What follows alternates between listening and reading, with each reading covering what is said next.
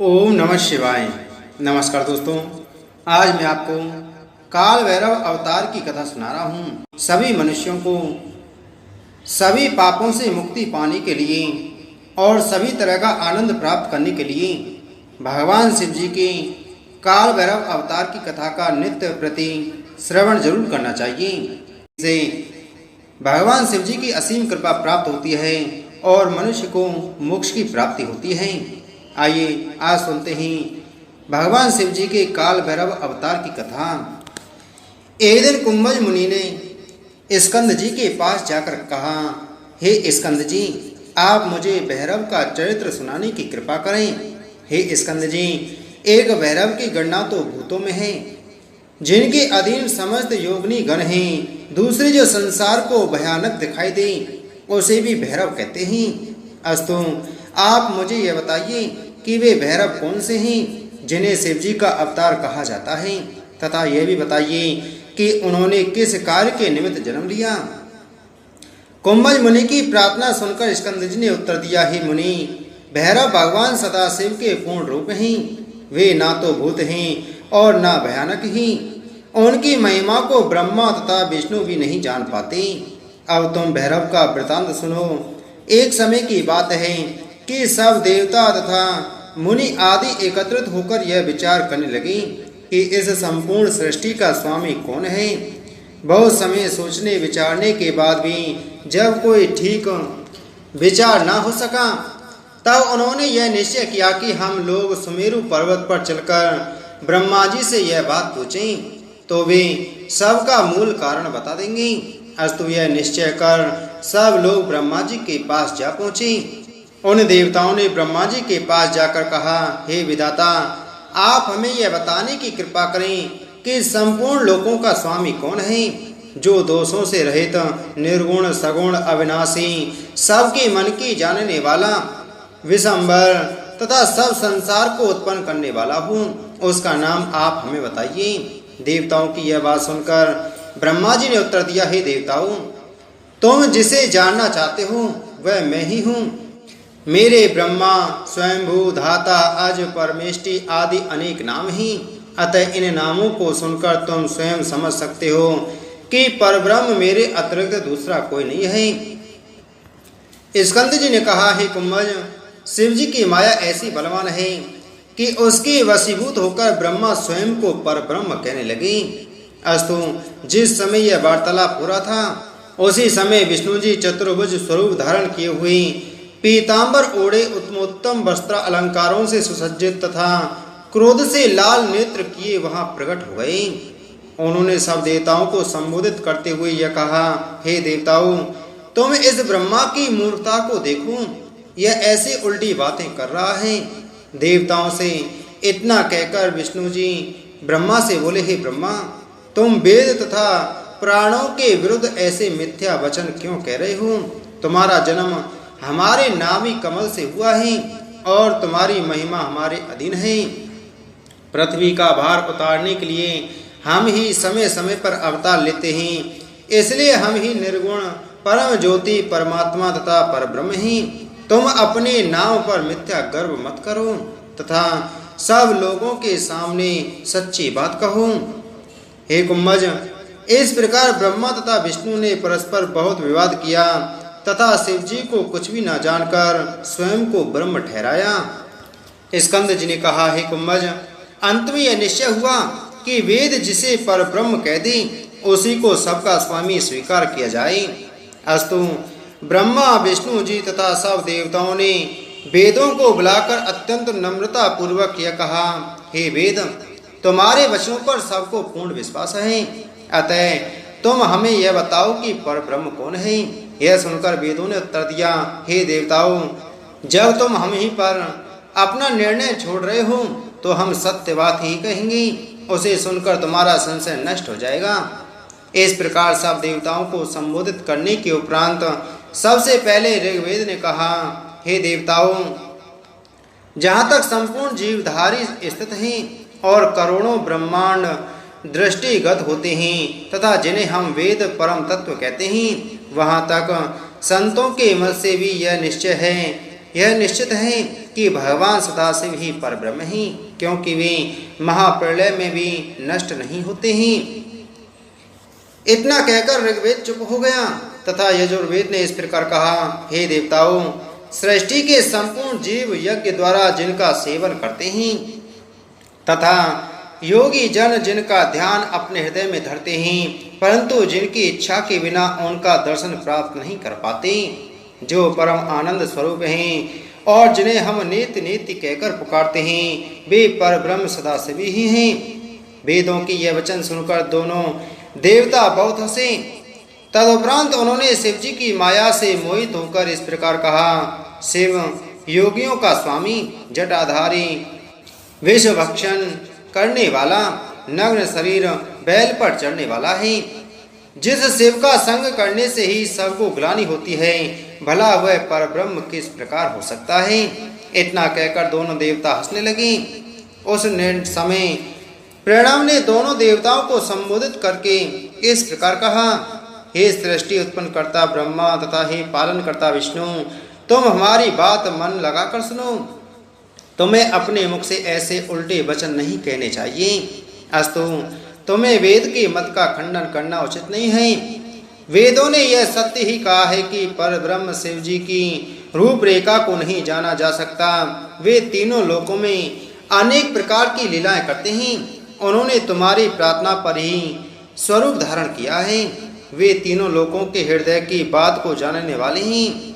वे ब्रह्मा की प्रार्थना पर उनकी बहों के बीच से उत्पन्न हुए हैं। अब हम तुमसे शिव जी के मूल चरित्रों का वर्णन करते हैं, जिससे तुम्हारी बुद्धि भ्रष्ट न हो और तुम्हें पर ब्रह्म शिव जी का श्रेष्ठ ज्ञान प्राप्त हो। वेदों ने कहा, हे देवताओं, जिस समय कोई भी जीव न था, जहाँ तक कि यह संसार, प्रकृति, पुरुष, ब्रह्मा तथा विष्णु आदि भी नहीं थी, उस समय एकमात्र अद्वितीय परब्रह्म माया रहित निर्गुण भगवान सदाशिव ही वर्तमान थे, जिनको वेद नीति नीति कहकर पुकारते हैं तथा फिर भी जिनके वेद को नहीं जान पाते। ऐसे निर्गुण स्वरूप शिव जी सृष्टि में सर्वत्र विराजमान हैं, हर शिव जी के पूर्णांश से उत्पन्न हुए हैं।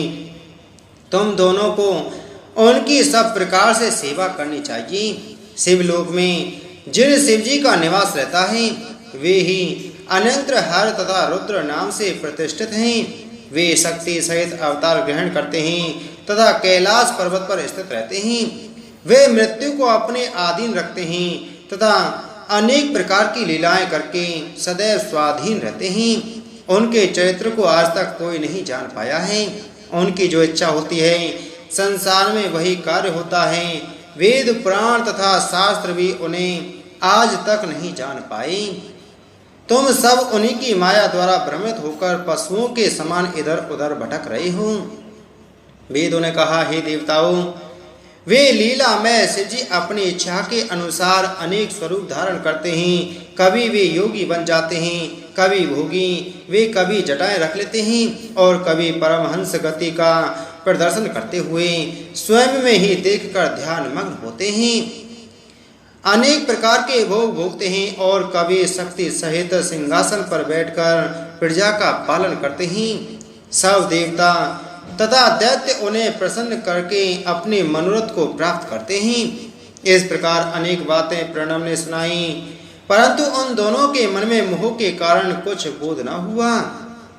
उस समय शिव जी ने यह विचार किया कि अब मुझे इनका मोह नष्ट कर देना चाहिए। स्कंद जी ने कुम्भ से कहा। इतने में दोनों देवताओं के मध्य एक ज्योति प्रकट हुई, जिसके प्रकाश से समस्त पृथ्वी तथा आकाश पूर्ण हो गया। उसमें से एक सुंदर आकार उत्पन्न हुआ, जिसे देखकर ब्रह्मा ने अपने पांचवें मुख से यह कहा, हे विष्णु जी, हमारे तुम्हारे बीच में यह कैसी आशाजनक ज्योति प्रकट हुई है, जिसमें किसी मनुष्य का आकार दिखाई पड़ता है। ब्रह्मा यह कह ही रहे थे कि उन्हें ब्रह्म स्वरूप इस प्रकार का प्रतीत हुआ कि एक मनुष्य नील लोहित वर्ण चंद्रभाल त्रिशूल हाथ में लिए तथा सर्पों के भूषण धारण किए हुए खड़ा है। तब ब्रह्मा उससे इस प्रकार बोले कि तुम तो वही हो जो हमारी बहों के बीच से उत्पन्न हुए थे। तुम्हारे रोने के कारण ही हमने तुम्हारा नाम रुद्र रखा था।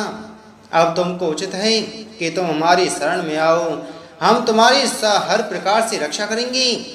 जब ब्रह्मा जी ने मोह के वशीभूत होकर यह कहा, तब ब्रह्मा का ऐसा गर्व देखकर शिव जी ने महाक्रोध किया तथा ऐसे एक मनुष्य को उत्पन्न किया जो भक्तों को आनंद करने वाला, शत्रुओं के लिए अत्यंत भयंकर था। उसके मस्तक पर चंद्रमा था, तीनों नेत्र लाल थे तथा शरीर में सर्प लिपटे हुए थे। इस प्रकार उन्होंने हर प्रकार अपने समान ही अपनी लीला के लिए उसे प्रकट किया। तब उस उत्पन्न हुए मनुष्य ने हाथ जोड़कर शिव जी से यह निवेदन किया, हे शिव जी, अब आप मेरा नाम रख दीजिए तथा मुझे आज्ञा दीजिए कि अब मैं क्या करूं। यह सुनकर शिव जी बोले, तुम काल के समान ही प्रतीत होते हो, इसलिए तुम्हारा नाम कालराज होगा तथा शिव के भरण की शक्ति रखते हो, इसलिए तुम्हारा नाम भैरव भी होगा। तुमसे काल भी भयभीत होगा, इसलिए तुम्हारा नाम काल भैरव भी है। तुम गणों के दुखों को दूर करने वाले हो, इसलिए लोग तुम्हें अमर आदि कहकर भी पुकारेंगे। तुम भक्तों के पापों का भक्षण करोगी, इसलिए तुम्हारा नाम पाप भक्षण भी होगा। तुम सब भक्तों के मनोरथ पूर्ण करोगे। अब तुम अपना काम सुनो, मैं तुम्हें बताता हूँ। इतना कहकर शिव जी ने भैरव को यह आज्ञा दी कि हे भैरव, परम शुद्ध जो ब्रह्मा है, यह हमारा महाशत्रु है, तुम इसको भली प्रकार शिक्षा दो। इसके अतिरिक्त और भी जो संसार में इस तरह मेरे विरोधी हैं, उनको उचित दंड देना। मुझे अपनी मुक्ति नगरी अर्थात काशी प्राण से समान प्रिय है। मैं तुम्हें उसका स्वामी बनाता हूँ। काशी में तुम्हारी दुहाई फिरेगी और तुम वहाँ का राज करोगी। तुम्हारा कर्तव्य है कि काशी में जो मनुष्य पाप करें, तुम उनको उपदेश करो। जो कोई काशी में शुभ या अशुभ कर्म करते हैं, उनको चित्रगुप्त नहीं लिखते और वहाँ यमराज की आज्ञा भी नहीं चलती। यह सुनकर काल भैरव प्रसन्न हुए तथा मन में सोचने लगे कि ब्रह्मा को क्या दंड देना चाहिए। फिर उन्होंने यह सोचा कि ब्रह्मा ने अपने पांचवें मुख से शिव जी की निंदा कर उनको पुत्र बनाया है, इसलिए मेरे विचार से तो यही उचित है कि अब मैं उनका पांचवा सिर काट डालूं। यह सोचकर भैरव अत्यंत क्रोधित हुए और उनका स्वरूप महाभयानक हो गया। फिर उन्होंने अपनी बाईं उंगली के नख से ब्रह्मा का पांचवा मुख काट लिया। उस समय चारों ओर हाहाकार मच गया। देवता एवं मुनि आदि सब भयभीत होकर कांपने लगे। विष्णु जी भी यह देखकर हाथ जोड़कर स्तुति करने लगे। ब्रह्मा जी भी अपनी यह दशा देखकर महादुखी हुए। वे सतरुद्री का जप करने लगे तथा शिव जी की शरण में गए। उस समय शिव जी ने कहा, हे विष्णु एवं हे ब्रह्मा, तुम लोग किसी प्रकार भय मत करो। तुम दोनों ही सृष्टि को उत्पन्न करने वाले तथा उसके पालने वाले हो और हम प्रलय करने वाले ही। हम तीनों देवताओं में कोई भेद नहीं है, परंतु ब्रह्मा ने अपने जिस मुख से हमारी निंदा की, हमने केवल उसी को दंड दिया है। यह चरित्र कर हमने तुम्हारा मोह दूर कर दिया है। इसके पश्चात शिव जी ने भैरव से कहा, हे भैरव, तुम जो कुछ भी काम करो वह सोचकर ही करना, क्योंकि ब्रह्मा चाहे कैसा भी भ्रष्ट हो गया हो, परंतु उसका वध करना महापाप है। तुमको ब्रह्मा का पांचवा सिर काट डालने के कारण दोष लग गया है, तुम उसको दूर करो। यद्यपि तुमको पाप पुण्य कुछ भी नहीं है, फिर भी वेद के अनुसार सब कार्य करना चाहिए, जिससे कि अन्य मनुष्य भी उसका अनुकरण करें। तुम ब्रह्मा के सिर को हाथ में लिए भिक्षाटन करते हुए सब लोगों की परिक्रमा करो। शिव जी ने इतना कहकर एक स्त्री प्रकट की, जिसका आकार बहुत बड़ा था। उसका नाम उन्होंने ब्रह्महत्या रखा। वह महाभयंकर थी। उसका रूप भय प्रदान करने वाला था। उसका शरीर रक्तमय था तथा वह रक्त ही वस्त्र पहनी थी और सब शरीर में रुधिर लगाए हुए थी। वह आकाश तक सिर उठाए हाथ में खप्पा लिए हुए थी, जिसमें रक्तपान करती जाती थी। उस महाप्रलय काल के मेघ के समान महाभयंकर ब्रह्महत्या को शिवजी ने प्रकट करके उससे कहा कि काशी हमारी नगरी है, वहाँ जब तक भैरव लौटकर न आवे तब तक उनको न छोड़ना, चाहे कोई करोड़ों उपाय करे। काशी के अतिरिक्त तुम्हारी तीनों लोकों में गति होगी। शिव जी यह कहकर अंतर्ध्यान हो गए। तब भैरव भी शिव जी की आज्ञा स्वीकार कर ब्रह्मा का सिर लिए हुए भिक्षाटन करते रहे। वह उच्च स्वर में सबको अपने पापों के विषय में बताते थे। शिव जी की आज्ञा अनुसार ब्रह्महत्या भैरव के पीछे पीछे घनघोर शब्द करती हुई चली। भैरव समस्त संसार में भ्रमण करते फिरे। जो जो तीर्थ सातों द्वीप में थे वे सब भैरव ने अकेले ही किए। उनके साथ में ब्रह्महत्या के अतिरिक्त और कोई नहीं था। जब वे पाताल लोक में गए तब भी उस स्त्री ब्रह्महत्या का साथ ना छूटा। फिर उन्होंने ऊपर के लोकों की भी भ्रमण किए, परंतु वह सदैव उनके साथ रही। इसी प्रकार भैरव समस्त ब्रह्मांड में घूमते रहे। जहाँ भैरव ब्रह्मा का सिर लेकर जाते थे वहाँ के निवासी अन्न धन से परिपूर्ण हो जाते थे। अंत में भैरव अत्यंत दुखी होकर यह सोचकर नारायण लोक को चले कि वहाँ जाने से पाप मुक्त हो जाएंगे। उस समय विष्णु जी ने भैरव को आते देख लक्ष्मी से कहा, हे लक्ष्मी, देखो पर ब्रह्म शिव जी यहाँ आ रहे हैं। ये हम पर कृपा करके ही यहाँ आ रहे हैं। थोड़ी देर में जब भैरव निकट आए तो विष्णु जी ने समस्त सभा सहित उठकर भैरव की स्तुति करते हुए कहा, हे सदाशिव, आप तो सब पापों को दूर करने वाले, भक्तों को आनंद प्रदान करने वाले तथा अविनाशी हैं। आप यह क्या चरित्र तथा लीला कर रहे हैं? आप कृपा करके हमें बताएं कि आपके हाथ में जो सिर है उसे लेकर भ्रमण करने का क्या कारण है?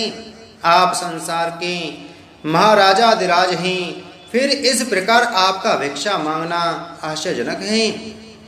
विष्णु जी की यह बात सुनकर भैरव ने कहा, हे विष्णु, हम ब्रह्मा का सिर काटकर पापी हुए हैं। उस पाप की मुक्ति पाने के लिए ही हम संसार का भ्रमण कर रहे हैं। यह सुनकर विष्णु जी बोले, हे प्रभु, मुझसे तीनों लोगों को मोहित करने वाली माया को आप दूर रखिए। आपको पुण्य तथा पाप से कोई मतलब नहीं। आपका नाम जपने से सब पाप नष्ट हो जाते हैं।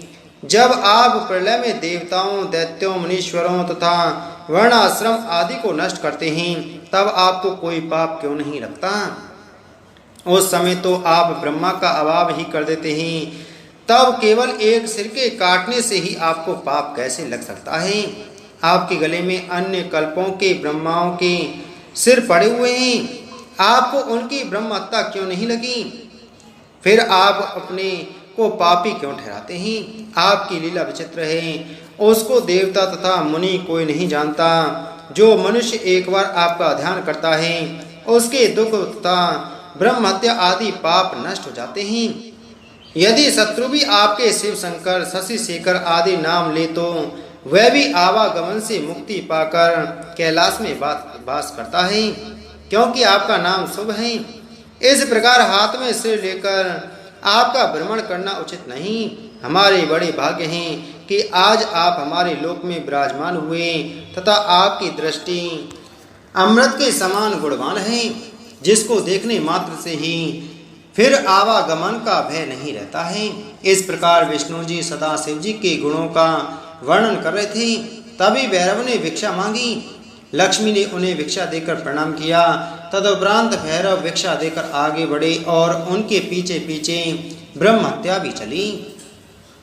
विष्णु जी ने ब्रह्महत्या को इस प्रकार भैरव के पीछे जाते हुए देखकर कहा, हे ब्रह्महत्या, तू भैरव का पीछा छोड़ दे और तुझे जो वर चाहिए वह हमसे मांग ले।